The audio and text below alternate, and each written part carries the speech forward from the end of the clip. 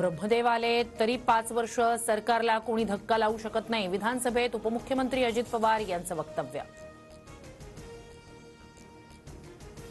बायकोच्या आडून सर्व उद्योग करणाऱ्या आणखी एका मंत्र्याची 6 महिन्यात विकेट पडणार, पक्षाच्या बैठकीत सुप्रिया सुळेंचं वक्तव्य. सुळेंचा रोख नक्की कुणाकडे, चर्चांना उधाण. येत्या काळात कुणाची विकेट जाईल हे काळ ठरवेल, मवियाचं हे सरकार नाही, आमचे सगळे मंत्री सक्षम. सुप्रिया सुळेंच्या वक्तव्यावर अमोल मिटकरींसह नितेश राणेंची प्रतिक्रिया.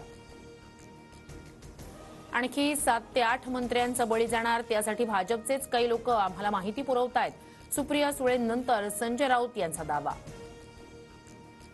बरं झालं पक्ष फुटला, 2 मुलं असलेल्या बायकोच्या वाहनात बंदूक ठेवू शकतो अशा फालतू माणसासोबत मी काम करणं अशक्य, सुप्रिया सुळेंची नाव न घेता धनंजय मुंडेंवर टीका.